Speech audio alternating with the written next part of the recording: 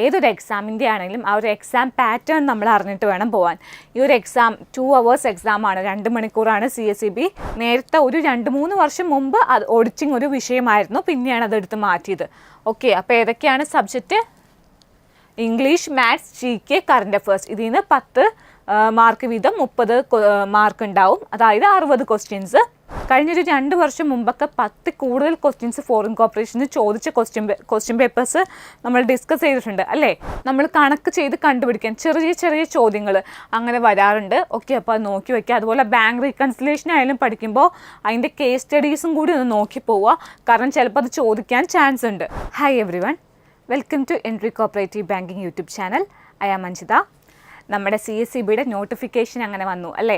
എത്രാം തീയതിയാണ് last date? July 2 last date. അപ്പോൾ വേഗം തന്നെ എല്ലാവരും സമയം കളയാതെ വേഗം തന്നെ നമുക്ക് അപ്ലൈ ചെയ്യാം. ഇന്ന് നമ്മൾ സെക്ഷനിൽ ഡിസ്കസ് ചെയ്യാൻ പോകുന്നത് CSEBയുടെ സിലബസിനെ കുറിച്ചാണ്. CSEB ജൂനിയർ ക്ലർക്കിൻ്റെ സിലബസ് എന്തൊക്കെയാണ് എന്നാണ് നോക്കാൻ പോകുന്നത്. അതിനേക്കാൾ മുമ്പ് നമ്മുടെ ലാസ്റ്റ് ഡേറ്റ് ഞാൻ പറഞ്ഞു, July 2 last date.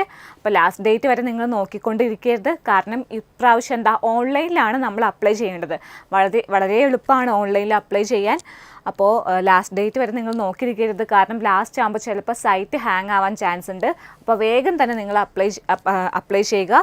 Last date July 2 അതുപോലെ എക്സാം നമുക്കൊരു ഓഗസ്റ്റ് സെപ്റ്റംബർ ആ ഒരു ടൈമിൽ പ്രതീക്ഷിക്കാം. ഓക്കെ, കാരണം ജൂലൈ 2 വരെയാണ് ലാസ്റ്റ് ഡേറ്റ്. അത് കഴിഞ്ഞ് ഒരു ഓഗസ്റ്റ് 1 തൊട്ട് സെപ്റ്റംബർ മിഡ് വരെ അതിൻ്റെ ഉള്ളിൽ ഉറപ്പായിട്ടും എക്സാം ഉണ്ടാവും. ആദ്യം നമുക്കറിയാം സെക്രട്ടറി, അസിസ്റ്റൻറ്റ് സെക്രട്ടറിയുടെ ഒക്കെ എക്സാം ആയിരിക്കും, ലാസ്റ്റ് ആയിരിക്കും ജൂനിയർ ക്ലർക്കിൻ്റെ എക്സാം വരിക. ഓക്കെ, അപ്പോൾ നമുക്കറിയാം ഈ ഒരു എക്സാമിന് പഠിക്കുമ്പോൾ നമ്മൾ സിലബസ് നോക്കുമ്പോൾ അതിനേക്കാൾ മുമ്പ് എന്താ നോക്കണ്ടേ? ആ ഒരു എക്സാം പാറ്റേൺ എന്താണെന്ന് നോക്കണം അല്ലേ? ഏതൊരു എക്സാമിൻ്റെ ആണെങ്കിലും ആ ഒരു എക്സാം പാറ്റേൺ നമ്മൾ അറിഞ്ഞിട്ട് വേണം പോകാൻ. ഈ ഒരു എക്സാം 2 hours എക്സാമാണ്, 2 മണിക്കൂറാണ് CSEB എക്സാം നടത്തുക. അതുപോലെ എത്ര ക്വസ്റ്റ്യൻസ് ഉണ്ടാവും? 160 ക്വസ്റ്റ്യൻസ് ഉണ്ടാവും. 80 മാർക്കാണ്, അതായത് ഓരോ ക്വസ്റ്റ്യനും 1/2 മാർക്ക് വെച്ചാണ് കിട്ടുക. ഓക്കെ, 160 ക്വസ്റ്റ്യൻസ് 80 മാർക്ക്, 1/2 മാർക്കാണ് ഒരു ക്വസ്റ്റ്യന് കിട്ടുക. പിന്നെ വേറെ എന്താണ് ഈ ഒരു പരീക്ഷയുടെ പ്രത്യേകത? നമുക്കറിയാം എന്താ, നെഗറ്റീവ് മാർക്ക് ഇല്ല അല്ലേ? ബാക്കി PSC ആണെങ്കിലും ബാങ്ക് എക്സാം ആണെങ്കിലും എടുത്തൊക്കെ അവിടെ നെഗറ്റീവ് മാർക്ക് ഉണ്ടാവും, ഇവിടെ നെഗറ്റീവ് മാർക്കില്ല. അപ്പോൾ നമുക്ക് എന്താ, എല്ലാം ഈ 160 ക്വസ്റ്റ്യനും നമുക്ക് അറ്റൻഡ് ചെയ്യാം. ഒന്നും പേടിക്കാതെ നമുക്ക് ഈ 160 ക്വസ്റ്റ്യനും, ചിലപ്പോൾ ചില ക്വസ്റ്റ്യൻസ് അറിയില്ലെങ്കിൽ നമുക്ക് എന്താ ഒന്ന് ഊഹം വെച്ച്, അല്ലെങ്കിൽ ചിലത് നമുക്ക് ഒരു മിഡ് വേയിൽ, അതായത് ചിലപ്പോൾ ഉറപ്പില്ല, അങ്ങനത്തെ ക്വസ്റ്റ്യൻ ആണെങ്കിൽ എന്താ നമുക്ക് അത് ആൻസർ ചെയ്യാൻ പറ്റും. കാരണം എന്താണ്, നെഗറ്റീവ് മാർക്കില്ല, ആ പേടി വേണ്ട. ഓക്കെ, 160 ക്വസ്റ്റ്യൻസ് ഉണ്ട്, 80 മാർക്കാണ്. ഓക്കെ, അപ്പോൾ 80 മാർക്കിൽ എത്ര കിട്ടിക്കഴിഞ്ഞാൽ നമുക്ക് റാങ്ക്, നമ്മുടെ എന്താണ് എയിം എന്ന് പറഞ്ഞാൽ റാങ്ക് ലിസ്റ്റ് മാത്രമല്ല അല്ലേ? എന്താണ്, റാങ്ക് ലിസ്റ്റിലും വന്ന് നമുക്ക് എന്ത് വേണം? ആ ഒരു ജോലി നമുക്ക് എന്താ വേണം. ഓക്കെ, അപ്പോൾ ആ ജോലി കിട്ടാൻ വേണ്ടി നമുക്ക് ഈ 80-ൽ എത്ര മാർക്ക് കിട്ടിക്കഴിഞ്ഞാൽ നമുക്ക് ആ ജോലി ഉറപ്പിക്കാം. അതായത് ഒരു സേഫ് സോൺ. ഈ ഒരു 80 മാർക്കിൽ നമുക്കൊരു 65 എബവ് മേടിച്ചു കഴിഞ്ഞാൽ, ഒരു 61-62 എബവ് എന്തായാലും മേടിച്ചു കഴിഞ്ഞാൽ റാങ്ക് ലിസ്റ്റിൽ നമുക്ക് എന്താ ഉറപ്പിക്കാം, ഏതെങ്കിലും ഒരു ബാങ്കിൻ്റെ റാങ്ക് ലിസ്റ്റ് വരും. ഓക്കെ, അപ്പോൾ അതേ എയിം ചെയ്ത് വേണം നിങ്ങൾ വർക്ക് ചെയ്യാനായിട്ട്. അപ്പോൾ നമുക്ക് സിലബസ് നോക്കാം. ഈ 80 മാർക്കിൻ്റെ ക്വസ്റ്റ്യൻ, അതായത് 160 ക്വസ്റ്റ്യൻ എങ്ങനെയാണ് ഡിവൈഡ് ചെയ്ത് ഏതൊക്കെ സബ്ജക്റ്റിൽ നിന്നാണ് വരുന്നത് നോക്കാം. ഓക്കെ, ഫസ്റ്റ് തന്നെ English, maths, GK, current affairs. ഇത് കോമൺ ആയിട്ട് വരുന്ന സബ്ജക്റ്റാണ്. English, maths, general knowledge and current affairs. ഇതിൽ നിന്ന് 20 ക്വസ്റ്റ്യൻ വെച്ച് ഈ ഒരു 3 പാർട്ടിൽ നിന്നും ചോദിക്കും, അതായത് 10 മാർക്ക് വീതം. അതായത് 10 മാർക്ക് ഇംഗ്ലീഷിന്, 10 മാർക്ക് മാത്സിന്, 10 മാർക്ക് GK ആൻഡ് കറണ്ട് അഫയേഴ്സിന്. അങ്ങനെ 30 മാർക്കാണ് ഈ ഒരു സെഷനിൽ നിന്ന് വരിക. English, maths, GK and current അഫയേഴ്സിൽ നിന്ന് വരിക. കറണ്ട് അഫയേഴ്സ് നിങ്ങളുടെ 6 മാസത്തെ കറണ്ട് അഫയേഴ്സൊക്കെ പഠിച്ചു കഴിഞ്ഞാൽ തന്നെ നിങ്ങൾക്ക് അറ്റൻഡ് ചെയ്യാൻ പറ്റും. അതുപോലെ കറണ്ട് അഫയേഴ്സ് നമ്മൾ സാധാരണ ബാക്കിയുള്ള IBPS, SBI അതുപോലത്തെ ബാങ്ക് എക്സാമിന് പഠിക്കുന്ന പോലെ കറണ്ട് അഫയേഴ്സ് എന്താ അത്രയും ഡീപ്പായിട്ട് നമ്മൾ പോകേണ്ട ആവശ്യമില്ല. ഓക്കെ, ആ IBPS, SBI ബാങ്കിൻ്റെയൊക്കെ കറണ്ട് അഫയേഴ്സ് നമ്മൾ നോക്കുമ്പോൾ അതിനേക്കാളും എന്താ എളുപ്പമായിട്ട് ഒന്ന് ഓവറോൾ നോക്കി വെച്ചാൽ മതി കറണ്ട് അഫയേഴ്സ് ഇവിടെ. അതുപോലെ GKയും മാത്സും ഇംഗ്ലീഷൊക്കെ ആണെങ്കിലും PSC മോഡലാണ്. ഓക്കെ, ഇംഗ്ലീഷും മാത്സും ഒക്കെ ആണെങ്കിലും PSCയുടെ സിലബസ് തന്നെയാണ്. അത്രയും PSCക്ക് നമ്മൾ PSC എക്സാംസിന് ഇംഗ്ലീഷും മാത്സും നമ്മൾ ഏതൊക്കെ സിലബസ് ആണോ കവർ ചെയ്യണേ അതൊക്കെ തന്നെ ഇവിടെയും കവർ ചെയ്യണം. GKയും അങ്ങനെ തന്നെയാണ്. GKയ്ക്കും ഒരിക്കലും എന്താ ഒരു സ്പെഷ്യലായിട്ട് ഇന്ന ടോപ്പിക്സിന്നേ വരുള്ളൂ എന്നില്ല. GK PSCക്ക് പഠിക്കുന്ന അത്രയും തന്നെ ടോപ്പിക്സ് എന്താ ഇവിടെ ഉണ്ട്. PSCയിൽ നമ്മൾ GK പഠിക്കുമല്ലോ, അപ്പോൾ അത്രയും ടോപ്പിക്സിൽ നിന്ന് ഇവിടെയും ക്വസ്റ്റ്യൻ ചോദിക്കാം. GKയ്ക്ക് സ്പെഷ്യലായിട്ട് ടോപ്പിക്കോ അല്ലെങ്കിൽ എന്താ സ്പെഷ്യലായിട്ട് സിലബസ് തന്നിട്ടില്ല. ഇന്ന ടോപ്പിക്സിൽ നിന്ന് മാത്രമേ ചോദിക്കുകയുള്ളൂ, അങ്ങനെയില്ല, എവിടെ നിന്ന് വേണമെങ്കിലും ചോദിക്കാം. അപ്പോൾ GK നമ്മൾ എത്രയോ പഠിക്കാൻ പറ്റുമോ അത്രയും തന്നെ എന്താ പഠിച്ച് പോകണം. കാരണം എവിടെ നിന്നാണ് ചോദിക്കാമെന്ന് നമുക്കറിയില്ല. കഴിഞ്ഞ എക്സാമുകളിൽ നോക്കിക്കഴിഞ്ഞാൽ അറിയാം, പലതും പല ക്വസ്റ്റ്യൻസും പല പല ടോപ്പിക്കിൽ നിന്ന് എടുത്തുമാണ് ചോദിച്ചത്. ഓക്കെ, അപ്പോൾ നന്നായിട്ട് തന്നെ പഠിച്ചു പോവാം. പിന്നെ നമുക്ക് എന്ത് ചെയ്യാൻ പറ്റും GKയുടെ കേസിൽ നമുക്ക് ചില ടോപ്പിക്സിൽ നിന്ന് എന്താ ഉറപ്പായിട്ടും ക്വസ്റ്റ്യൻ വരും, അല്ലെങ്കിൽ കുറേ പ്രാവശ്യം ചോദിച്ചിട്ടുണ്ട് ആ ഒരു ടോപ്പിക്കിൽ നിന്ന് ക്വസ്റ്റ്യൻ. അങ്ങനെ നോക്കി നമുക്ക് പഠിക്കാൻ പറ്റും. ഇപ്പോൾ GKയിലാണെങ്കിൽ കറൻസി, കൺട്രിയുടെ കറൻസി, ക്യാപിറ്റൽ, അതുപോലെ ഇൻവെൻഷൻസ്, അതുപോലത്തെ കാര്യങ്ങളിൽ നിന്ന് എന്താ കുറച്ച് ക്വസ്റ്റ്യൻസ് കൂടുതലായിട്ട് ചോദിച്ചിരുന്നു. ഒരിടയ്ക്ക് സ്പോർട്സിൽ നിന്ന് IPL, അതുപോലെ തന്നെ ഹോക്കി റിലേറ്റഡ് ആയിട്ട് അവാർഡ്സ്, ഓരോ സ്പോർട്സ് റിലേറ്റ് ചെയ്ത് വരുന്ന അവാർഡ്സ് അതൊക്കെ ചോദിച്ചിരുന്നു. ഓക്കെ, അപ്പോൾ അങ്ങനെ നമുക്ക് എന്താ GKയിലെ ഇന്ന ടോപ്പിക്സിൽ നിന്നേ വരുള്ളൂ. അതായത് നമ്മളൊരു 10-20 ക്വസ്റ്റ്യൻസ് പ്രീവിയസ് ഇയർ ക്വസ്റ്റ്യൻസ് നോക്കുമ്പോൾ നമുക്കറിയാൻ പറ്റും GK എവിടെ നിന്നൊക്കെയാണ് ചോദിച്ചിട്ടുള്ളതെന്ന്. അങ്ങനെ നമുക്ക് എന്താ തിരഞ്ഞെടുത്ത് പഠിക്കാനായിട്ട് സാധിക്കും.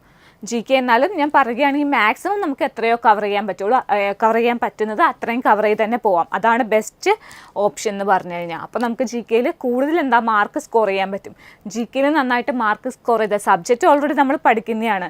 പിന്നെ GK മാത്സ് ഇംഗ്ലീഷിലും കൂടി നല്ല മാർക്ക് സ്കോർ ചെയ്ത് കഴിഞ്ഞാൽ നമുക്ക് ഉറപ്പായിട്ട് ആ കട്ട് ഓഫ് നമുക്ക് എന്താ കയറാനായിട്ട് സാധിക്കും. പിന്നെ വരുന്നത് നമുക്ക് പഠിക്കേണ്ട നമ്മുടെ സബ്ജക്റ്റാണ്. അതായത് CSEBയുടെ എക്സാം എഴുതുമ്പോൾ വിദ്യാഭ്യാസ യോഗ്യത എന്താണ്? കോർപ്പറേഷൻ, BCom കോർപ്പറേഷനോ അല്ലെങ്കിൽ HDCക്കാണ് ചോദിക്കണേ. അപ്പോൾ ആ ഒരു കോഴ്സ് പഠിക്കുമ്പോൾ നമ്മൾ മെയിനായിട്ട് പഠിക്കുന്ന സബ്ജക്റ്റൊക്കെയാണിത്. Law, corporation, banking, accounting. ഈ 4 സബ്ജക്റ്റിൽ നിന്നാണ് ജൂനിയർ ക്ലർക്കിൽ മെയിനായിട്ട് ചോദിക്കുക. കോപ്പറേറ്റീവ് ലോയിൽ നിന്ന്, കോർപ്പറേഷനിൽ നിന്ന്, ബാങ്കിങ്ങിൽ നിന്ന്, അക്കൗണ്ടിങ്ങിൽ നിന്ന്, ഈ 4 ടോപ്പിക്സിൽ നിന്നാണ് സബ്ജക്റ്റിൽ ക്വസ്റ്റ്യൻസ് മെയിനായിട്ട് വരാം. അതായത് 30 മാർക്ക് ഞാൻ പറഞ്ഞു ഈ ഇംഗ്ലീഷ്, മാത്സ്, GK എന്നാണ് ചോദിക്കുന്നതിന്. ബാക്കി 50 മാർക്ക്, അതായത് ബാക്കി 100 ക്വസ്റ്റ്യനാണ് ഈ പറഞ്ഞ സെഷൻസിൽ നിന്ന് ചോദിക്കുക. ബാക്കി 50 മാർക്കാണ് ഇവിടെ വരിക. അപ്പോൾ ഈ സബ്ജക്റ്റ് പഠിക്കാണ്ട് പോയി കഴിഞ്ഞാൽ നമുക്ക് എന്താ ഒന്നും ചെയ്യാനായിട്ട് സാധിക്കില്ല. കാരണം ഇവിടെ 50 മാർക്കാണ് കിടക്കുന്നത്. ലോ, കോർപ്പറേഷൻ, ബാങ്കിങ്, അക്കൗണ്ടിങ് നമ്മൾ തറവായിട്ട് തന്നെ പഠിച്ചു പോകണം. കഴിഞ്ഞ ഒരു 2 വർഷം മുമ്പൊക്കെ എന്ന് പറഞ്ഞാൽ നമുക്ക് ഓവറോൾ പഠിച്ചു പോയി കഴിഞ്ഞാൽ ഒരു നല്ലൊരു മാർക്ക് സ്കോർ ചെയ്യാൻ പറ്റിയിരുന്നു. പക്ഷേ ഇപ്പോൾ 2 വർഷമായിട്ട് എന്താ CSEB ക്വസ്റ്റ്യൻ ചോദിക്കുന്ന രീതിയും അതുപോലെ ഇപ്പോൾ ഡീപ്പായിട്ട് ചോദിച്ചു തുടങ്ങി. സബ്ജക്റ്റിൽ നിന്ന് ഡീപ്പായിട്ട് ചോദിച്ചു തുടങ്ങി. സബ്ജക്റ്റ് പഠിക്കാതെ ഡീപ്പായിട്ട് തന്നെ തറവായിട്ട് പഠിക്കാതെ നമുക്ക് എന്താ ഒരു എക്സാം നമുക്ക് കട്ട് ഓഫ് ക്ലിയർ ചെയ്യാൻ സാധിക്കില്ല. ഓക്കെ, അപ്പോൾ ലോ, കോർപ്പറേഷൻ, ബാങ്കിങ്, അക്കൗണ്ടിങ് ഇത്രയും സബ്ജക്റ്റ് നന്നായിട്ട് തറവായിട്ട് പഠിച്ചുകൊണ്ട് പോവുക.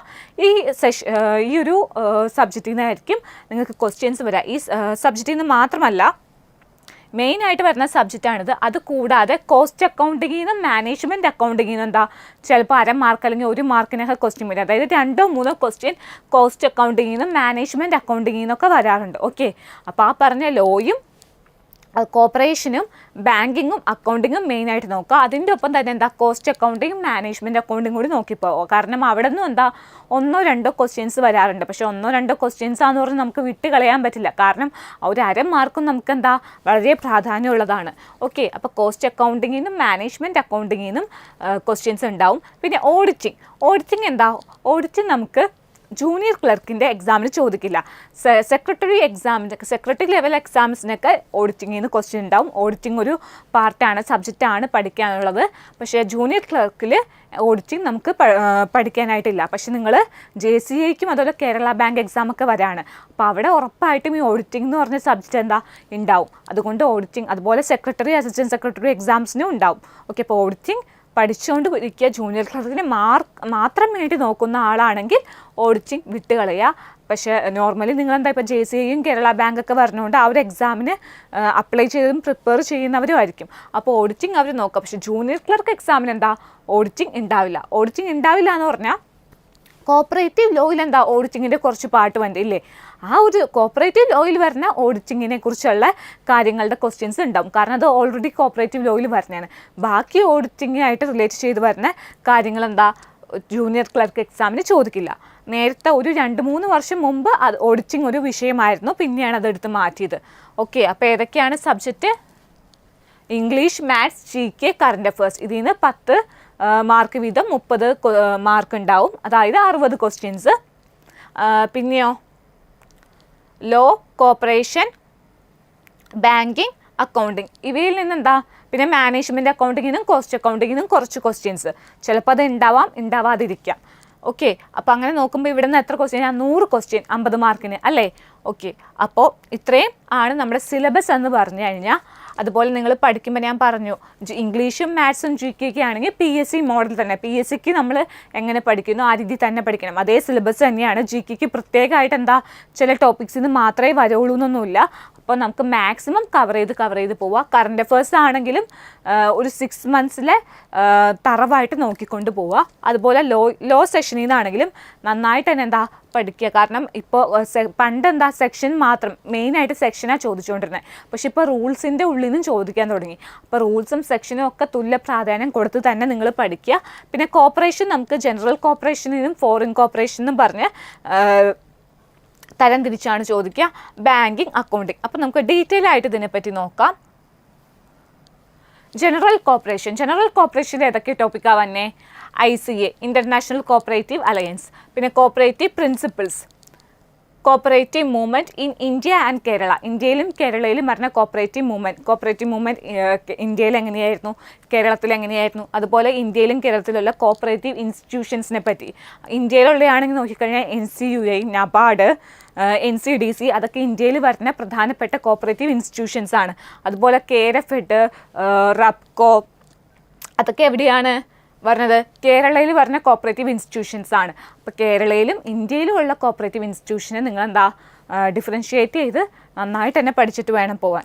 അതുപോലെ കമ്മിറ്റീസിൽ നിന്ന് ക്വസ്റ്റ്യൻ വരാം. അതായത് ഇന്ന കമ്മിറ്റി എന്നാണ് വന്നത്, അല്ലെങ്കിൽ ആരാണ് അപ്പോയിൻറ്റ് ചെയ്തത്, അല്ലെങ്കിൽ എന്താണ് ഈ കമ്മിറ്റി റെക്കമെൻഡ് ചെയ്തത്, അല്ലെങ്കിൽ ഈ ഒരു കാര്യം ഏത് കമ്മിറ്റിയാണ് റെക്കമെൻഡ് ചെയ്തത്, ആ ഒരു രീതിയിലൊക്കെ ക്വസ്റ്റ്യൻസ് ചോദിക്കാം. അപ്പോൾ കമ്മിറ്റീസ് തറവായിട്ട് തന്നെ പഠിക്കുക. കഴിഞ്ഞ ഒരു എക്സാമിന് കമ്മിറ്റീസിൽ നിന്ന് ക്വസ്റ്റ്യൻസ് ഉണ്ടായില്ല. പക്ഷേ നമുക്കെന്താ ഉറപ്പിച്ച് പറയാൻ പറ്റില്ല, കമ്മിറ്റീസിൽ നിന്ന് ക്വസ്റ്റ്യൻസ് ഉണ്ടാവില്ല എന്ന് ഉറപ്പിച്ച് പറയാൻ പറ്റില്ല. അപ്പോൾ ഈ പറഞ്ഞ കാര്യങ്ങൾക്ക് തുല്യ ഇമ്പോർട്ടൻസ് കൊടുത്ത് തന്നെ പഠിക്കുക. അതുപോലെ ബുക്സ് ആൻഡ് ഓതേഴ്സ്, അതായത് ഓരോ ബുക്ക് എഴുതിയത് ആരാണ്, അല്ലെങ്കിൽ ഏത് ഓർഗനൈസേഷനാണ് പബ്ലിഷ് ചെയ്തേ, അങ്ങനെയൊക്കെ ക്വസ്റ്റ്യൻസ് വരും. പിന്നെ നമുക്ക് കൊട്ടേഷൻസ്, ഓരോ കോഡ്സ് പറഞ്ഞ ആരാ, അതുപോലെയും ക്വസ്റ്റ്യൻസ് വരും. അപ്പോൾ ഇത്രയും കാര്യങ്ങളാണ് ജനറൽ കോർപ്പറേഷനിൽ നോക്കാനുള്ളത്. ICAനെ പറ്റി നോക്കണം, പിന്നെയോ കോപ്പറേറ്റീവ് പ്രിൻസിപ്പിൾസിനെ പറ്റി നോക്കണം, പിന്നെ cooperative flag, cooperative day, cooperative week, പിന്നെ cooperative movement in India, cooperative movement in Kerala, cooperative institutions, committees, books and authors, book എഴുതാറ്, പിന്നെ ഓരോ കോഡ്സ്, അതൊക്കെയാണ് മെയിനായിട്ട് നോക്കേണ്ടത്. പിന്നെ കോപ്പറേറ്റീവ് ഇൻസ്റ്റിറ്റ്യൂഷൻസിനെ പറ്റി നോക്കുമ്പോൾ നിങ്ങൾ ആ ഇൻസ്റ്റിറ്റ്യൂഷൻസിൻ്റെ ഹെഡ് ഓഫീസ് എവിടെയാണെന്ന് നോക്കണം. അതുപോലെ തന്നെ എന്നാണ് സ്റ്റാർട്ട് ചെയ്തത്, എന്നാണ് രജിസ്റ്റർ ചെയ്യപ്പെട്ടത്, വർക്ക് സ്റ്റാർട്ട് ചെയ്തത് എന്നാണ്. ചിലപ്പോൾ രജിസ്റ്റർ ചെയ്യപ്പെട്ടതും വർക്ക് തുടങ്ങിയതും വേറെ ദിവസങ്ങളിലായിരിക്കും. അപ്പോൾ അത് നോക്കണം. പിന്നെ ആരാണ് തുടങ്ങിയത് ആരാണ്, അല്ലെങ്കിൽ ഏത് ഇൻസ്റ്റിറ്റ്യൂഷനാണ് ഏത് ഓർഗനൈസേഷനാണ്. ചിലപ്പോൾ ഒരു ഓർഗനൈസേഷനായിരിക്കും ഈ ഒരു ഇൻസ്റ്റിറ്റ്യൂഷൻ തുടങ്ങിയിട്ടുണ്ടാവുക, അതിനെപ്പറ്റി നോക്കണം. പിന്നെ നിങ്ങൾ ഏതെങ്കിലും ബുക്ക് പബ്ലിഷ് ചെയ്യുന്നുണ്ട്, അല്ലെങ്കിൽ മാഗസിൻ പബ്ലിഷ് ചെയ്യുന്നുണ്ടെങ്കിൽ അതിനെപ്പറ്റി നോക്കണം. പിന്നെ ഏതൊക്കെയാണ് പ്രൊഡക്ട്സ്, ഈ ഒരു ഇൻസ്റ്റിറ്റ്യൂഷനായിട്ട് റിലേറ്റ് ചെയ്ത് വരുന്ന ടേംസ് ഏതൊക്കെയാണ്, അങ്ങനെയൊക്കെ നോക്കി വയ്ക്കുക. അതൊക്കെയാണ് കോപ്പറേറ്റീവ് ഇൻസ്റ്റിറ്റ്യൂഷനിൽ മെയിനായിട്ട് നോക്കേണ്ടത്. പിന്നെ കമ്മിറ്റീസിൽ ഞാൻ നേരത്തെ പറഞ്ഞു, ഓരോ കമ്മിറ്റിയുടെ ഇയർ, തുടങ്ങിയ ഇയറും അവസാനിച്ച ഇയറും, ചെയർമാൻ ആരായിരുന്നു, അതുപോലെ വേറെ പേരുണ്ടെങ്കിൽ അത്, പിന്നെ ആരാണ് അപ്പോയിൻറ്റ് ചെയ്തത്, പിന്നെ മെയിനായിട്ട് കൊണ്ടുവന്ന സ്കീംസ് എന്തൊക്കെയാണ്, പിന്നെ എന്തെങ്കിലും കോഡ്സ് ഉണ്ടെങ്കിൽ കമ്മിറ്റിയായിട്ട് റിലേറ്റ് ചെയ്ത് വരുന്ന കോഡ്സ് ഉണ്ടെങ്കിൽ അതൊക്കെയാണ് കമ്മിറ്റീസിൽ മെയിനായിട്ട് നോക്കേണ്ടത്. പിന്നെ ബുക്സ് ആൻഡ് ഓതേഴ്സ്, ബുക്ക് എഴുതിയത് ആരാണ്, അല്ലെങ്കിൽ പബ്ലിഷ് ചെയ്ത ആരാണ്, പിന്നെ അത് വീക്ക്ലി ആണോ മന്ത്ലി ആണോ, ഇത്രയും കാര്യങ്ങൾ നോക്കുക. ഇതാണ് മെയിനായിട്ട് ജനറൽ കോർപ്പറേഷനിൽ വരുന്ന ടോപ്പിക് എന്ന് പറഞ്ഞാൽ. നെക്സ്റ്റ് ഫോറിൻ കോർപ്പറേഷനിൽ എന്തൊക്കെയാണ് പറഞ്ഞത്? ഫോറിൻ കോർപ്പറേഷൻ നമുക്ക്, അതായത് നമ്മുടെ ഇന്ത്യയിലല്ലാതെ പുറത്തുള്ള കോർപ്പറേഷനെ പറ്റിയാണ് നമ്മൾ പഠിക്കേണ്ടത്. ഓക്കെ, അപ്പോൾ അവിടെ ഇംഗ്ലണ്ടിനെ പറ്റി പഠിക്കണം. ഇംഗ്ലണ്ടിലൊക്കെ കുറേ കോർപ്പറേഷനെ പറ്റി കുറേ അധികം നമുക്ക് പഠിക്കാനുണ്ട് അല്ലേ. റോബർട്ട് ഓവൻ റോക്കഡെയിൽ പയോണിയേഴ്സ്, വില്യം കിങ്, അവരെ പറ്റിയൊക്കെ പഠിക്കാനുണ്ട്. ജർമ്മനിയിലാണെങ്കിൽ റൈഫീസ് ആൻഡ് സ്കൂൾസ്, അവരെ പറ്റി പഠിക്കാനുണ്ട്. അപ്പോൾ England, Germany, Denmark, Japan, China, Italy, പിന്നെ ഏതാണ് പറഞ്ഞത്? Israel, France, Canada, USA, Russia, Sweden, Ireland, Mexico, Sri Lanka. ഇത്രയും കൺട്രീസിനെ പറ്റിയാണ് നമുക്ക് എന്താ ഫോറിൻ കോർപ്പറേഷനിൽ പഠിക്കാനുള്ളത്. ഓക്കെ, ഇംഗ്ലണ്ടും ജർമ്മനിയും ഡെൻമാർക്കും ജപ്പാനും ചൈനയും ചൈനയും വളരെ ഇമ്പോർട്ടൻ്റ് ആണ്. ഓക്കെ, ഇറ്റലിയിലും കുറേ അധികം നമുക്ക് പഠിക്കാനുണ്ട്. ഇറ്റലിയിലും ഇസ്രയേലിലും ഫ്രാൻസിലും കാനഡയിലും USA ആണെങ്കിലും. പക്ഷേ ഞാൻ ആദ്യം പറഞ്ഞ അത്രയും കൺട്രീസിൽ നിന്നാണ് കുറേ അധികം ചോദിച്ചു കണ്ടിട്ടുള്ളത്. റഷ്യയും സ്വീഡനും ഒക്കെ കുറേ പഠിക്കാനുണ്ട്. ഈ പറഞ്ഞിരിക്കുന്നവയിൽ അയർലൻഡ് വരെയുള്ള കൺട്രീസിൽ നിന്ന് കുറേ അധികം നമുക്ക് കോർപ്പറേഷനെ പറ്റി പഠിക്കാനുണ്ട്. അതായത് ഫാദർ ആരാണ്, അതുപോലെ ഏത് ഫീൽഡിലായിരുന്നു മെയിനായിട്ടുള്ളത്, അതുപോലെ ഏത് ബിസിനസ്സാണ് ചെയ്തുകൊണ്ടിരുന്നത്, പിന്നെ ഏതെങ്കിലും പബ്ലിക്കേഷൻ ഉണ്ടെങ്കിൽ അതിനെപ്പറ്റി. മെക്സിക്കോയിലും ശ്രീലങ്കയിലും ബാക്കിയുള്ള കൺട്രീസ് വച്ച് നോക്കുമ്പോൾ കോർപ്പറേഷനെ പറ്റി നമുക്ക് കുറച്ച് പോയിൻറ്റ്സേ പഠിക്കാനുള്ളൂ. പിന്നെ ഫോറിൻ കോർപ്പറേഷനും ജനറൽ കോർപ്പറേഷൻ നോക്കുമ്പോൾ ഫോറിൻ കോർപ്പറേഷൻ്റെ ആ ഒരു കണ്ടന്റ് എന്ന് പറഞ്ഞാൽ വളരെ കുറവാണ് ജനറൽ കോർപ്പറേഷൻ വച്ച് നോക്കുമ്പോൾ. പക്ഷേ എന്താ പ്രശ്നം എന്ന് വെച്ചാൽ ഇവിടെ ഫോറിൻ കോർപ്പറേഷൻ നമ്മൾ പഠിക്കുമ്പോൾ മെയിനായിട്ട് നമ്മൾ ഒരു കൺട്രി എടുത്ത് പഠിക്കുമ്പോൾ പഠിക്കേണ്ടത് ഫാദർ ഓഫ് കോർപ്പറേറ്റീവ് മൂവ്മെൻറ്റ് ആരാണ്, പിന്നെ ഫേമസ് ആയിട്ടുള്ള വ്യക്തികൾ, അവർ ജനിച്ച വർഷം, മരിച്ച വർഷം, പിന്നെ അവരെന്തൊക്കെയാണ് ചെയ്തത്, ഏതെങ്കിലും ബാങ്ക് തുടങ്ങിയിട്ടുണ്ടെങ്കിൽ അതിനെപ്പറ്റി, പിന്നെ ബുക്ക് രചിച്ചിട്ടുണ്ടെങ്കിൽ അതിനെപ്പറ്റി, പിന്നെ അവരെപ്പറ്റി അതായത് ആ ഒരു കൺട്രിയിലുള്ള കോർപ്പറേറ്റേഴ്സിനെ പറ്റി വേറെ ആരെങ്കിലും ബുക്ക് എഴുതിയിട്ടുണ്ടെങ്കിൽ അത്, പിന്നെ അവരുടെ കോഡ്സ്, അവരുമായിട്ട് റിലേറ്റ് ചെയ്ത് വരുന്ന കോഡ്സ്, പിന്നെ ബുക്സ് ഉണ്ടെങ്കിൽ അത്, പിന്നെ ഓരോ ഏത് ഫീൽഡിലായിരുന്നു ഫേമസ് ആയിട്ടുണ്ടായിരുന്നത്, ഇതൊക്കെയാണ്. പിന്നെ ഏതെങ്കിലും കോപ്പറേറ്റീവ് ഓർഗനൈസേഷൻസ് ഏതൊക്കെയാണ് ഓരോ കൺട്രിയിലുള്ളത്, പിന്നെ അവിടുത്തെ കോർപ്പറേഷൻ എങ്ങനെയായിരുന്നു കോപ്പറേറ്റീവ് മൂവ്മെൻറ്റ് നടന്നത്, ഇതൊക്കെയാണ് മെയിനായിട്ട് നമുക്ക് എന്താ പഠിക്കാനുള്ള കൺട്രീസിൽ നിന്ന്. ഇവ പഠിക്കുമ്പോൾ മെയിനായിട്ട് നമ്മൾ കുറേ വർഷങ്ങൾ പഠിക്കേണ്ടി വരും. അതായത് ഓരോ കോർപ്പറേറ്റീവ് ആയാലും ജനിച്ച വർഷവും മരിച്ച വർഷമൊക്കെ പഠിക്കണം. പിന്നെ കോപ്പറേറ്റീവ് മൂവ്മെൻറ്റ് തുടങ്ങിയതെന്നാ, ഓരോ സ്കീംസ് അല്ലെങ്കിൽ ഓരോ ഓർഗനൈസേഷൻ തുടങ്ങിയതെന്നാ, അതൊക്കെ പഠിച്ചു വയ്ക്കണം. മെയിനായിട്ട് ഫോറിൻ കോർപ്പറേഷനിൽ നമ്മൾ വർഷങ്ങൾ പഠിച്ചു വയ്ക്കണം. അങ്ങനെ പഠിക്കുമ്പോൾ എന്താണെന്ന് വെച്ചാൽ നമുക്കെന്താ നോർമലി മറന്നു പോകാനുള്ള ചാൻസ് ഉണ്ട്. നമ്മൾ ഈ ഒരു ദിവസം പഠിച്ചു, ചിലപ്പോൾ ഒരാഴ്ച കഴിഞ്ഞ് നോക്കുന്നെങ്കിൽ ചിലപ്പോൾ അതിൽ പാതിയിലധികം മറന്നു പോയിട്ടുണ്ടാവും. ഒരു മാസം കഴിഞ്ഞ് നോക്കിക്കഴിഞ്ഞാൽ ചിലപ്പോൾ എന്താ ഫുള്ളായിട്ട് നമ്മളെന്താ മറന്നു പോയിട്ടുണ്ടാവും. അപ്പോൾ ഫോറിൻ കോർപ്പറേഷൻ പഠിക്കുമ്പോൾ മെയിനായിട്ട് നിങ്ങൾക്ക് വേണ്ടത് റിവൈസ് ചെയ്യാം. ഫോറിൻ കോർപ്പറേഷൻ്റെ കണ്ടൻറ്റ് എന്ന് നമുക്കറിയാം വളരെ കുറവാണ്. അതുകൊണ്ട് അത് പഠിച്ചു വെച്ച് കഴിഞ്ഞാൽ എന്താ മറന്നു പോകാണ്ടിരിക്കാൻ റിവൈസ് ചെയ്തുകൊണ്ടേ ഇരിക്കുക. അപ്പോൾ എന്താ നമ്മുടെ തലയിൽ ഓർത്തെന്താ ഇരിക്കാൻ പറ്റും. ജനറൽ കോർപ്പറേഷനിലാണെങ്കിലും ഇൻസ്റ്റിറ്റ്യൂഷനെ പറ്റി പഠിക്കുമ്പോൾ ഈ ഇയേഴ്സൊക്കെ പഠിക്കാനുണ്ട്. ഓക്കെ, അപ്പോൾ നമ്മൾ റിവൈസ് ചെയ്യുക. ഇപ്പോൾ കോർപ്പറേഷനാണെങ്കിലും ലോ ആണെങ്കിലും നമ്മൾ റിവൈസ് ചെയ്തുകൊണ്ടിരുന്നാലാണ് എന്താണ് ഏത് വിഷയമാണല്ലോ റിവൈസ് ചെയ്യണം. പക്ഷേ ഫോറിൻ കോർപ്പറേഷനെ സംബന്ധിച്ച് നോക്കുമ്പോൾ കുറച്ചധികം എന്താ റിവൈസ് ചെയ്താൽ നമ്മുടെ ഓർമ്മയിൽ അത് തങ്ങി നിൽക്കും. അതുപോലെ തന്നെ ഫോറിൻ കോർപ്പറേഷനിൽ നിന്ന് ക്വസ്റ്റ്യൻസ് നമുക്കറിയാം ജനറൽ കോർപ്പറേഷൻ വച്ച് നോക്കുമ്പോൾ ഇപ്പോൾ കുറച്ച് കുറവാണ് എന്ന് വെച്ച് സ്കിപ്പ് ചെയ്ത് പോകരുത്. കാരണം 2 ക്വസ്റ്റ്യൻസ് ഉള്ളെങ്കിലും എന്താണ് 1 മാർക്കാണ് 2 ക്വസ്റ്റ്യൻ, അല്ലെങ്കിൽ ഒരു ക്വസ്റ്റ്യൻ ഉള്ളെങ്കിലും 1/2 മാർക്ക് എന്താ അവിടെ നിന്നുണ്ട്. ഓക്കെ, അപ്പോൾ സ്കിപ്പ് ചെയ്യരുത്. ചിലപ്പോൾ എന്താണ് കഴിഞ്ഞൊരു 2 വർഷം മുമ്പൊക്കെ 10 കൂടുതൽ ക്വസ്റ്റ്യൻസ് ഫോറിൻ കോർപ്പറേഷന് ചോദിച്ച ക്വസ്റ്റ്യൻ പേപ്പേഴ്സ് നമ്മൾ ഡിസ്കസ് ചെയ്തിട്ടുണ്ട് അല്ലേ. 10 അതായത് 20 ക്വസ്റ്റ്യനിൽ 10 കൂടുതൽ, കോർപ്പറേഷന് 20 ക്വസ്റ്റ്യൻ, അതിൽ 10 കൂടുതൽ ക്വസ്റ്റ്യൻസ് ഫോറിൻ കോർപ്പറേഷനിൽ നിന്ന് വന്നിട്ടുണ്ട് ചില എക്സാമിന്.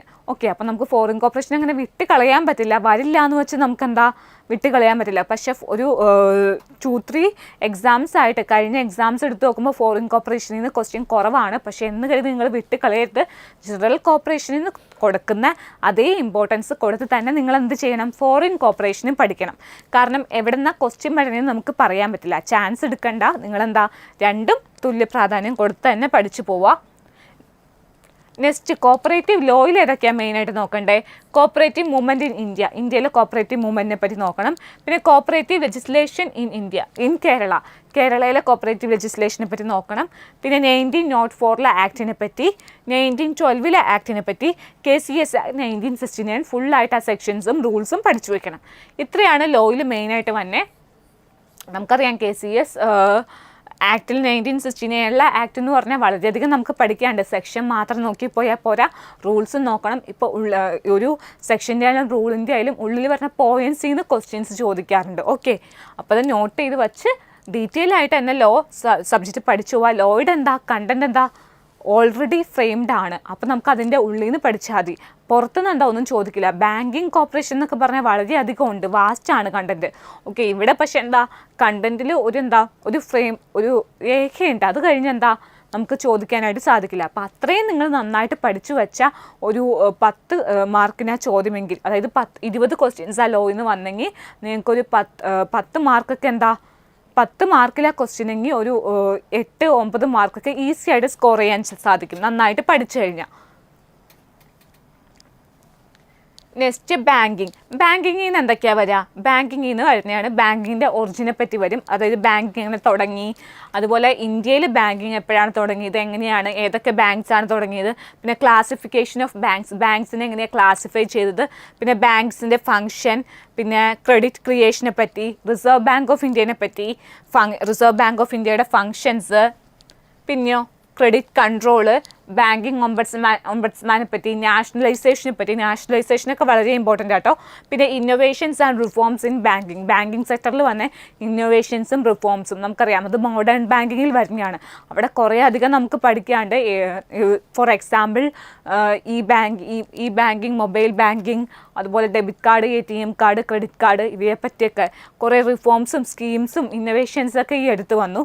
അതിനെ പറ്റിയൊക്കെ നോക്കണം. പിന്നെ ബാങ്കർ ആൻഡ് കസ്റ്റമർ റിലേഷൻഷിപ്പ്, ഇത്രയാണ് മെയിനായിട്ട് ബാങ്കിങ് എന്ന് പറഞ്ഞ ടോപ്പിക്ക്.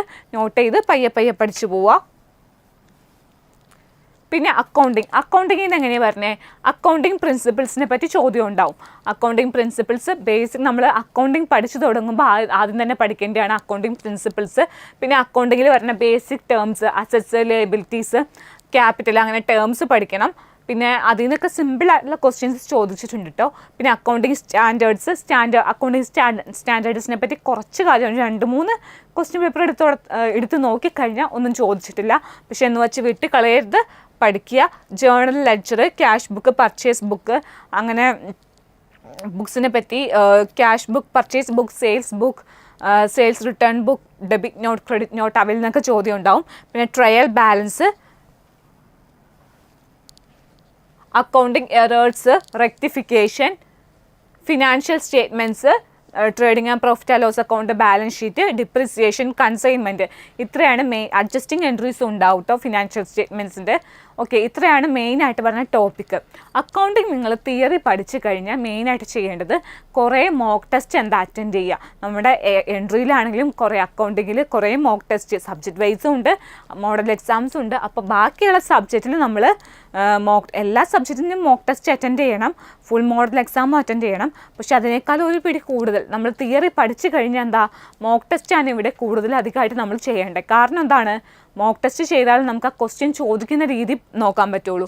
ഇപ്പോൾ അക്കൗണ്ടിങ് പ്രിൻസിപ്പിൾസൊക്കെ ചിലപ്പോൾ നമ്മൾ തിയറി പഠിക്കുമ്പോൾ വളരെ എളുപ്പമായിരിക്കും.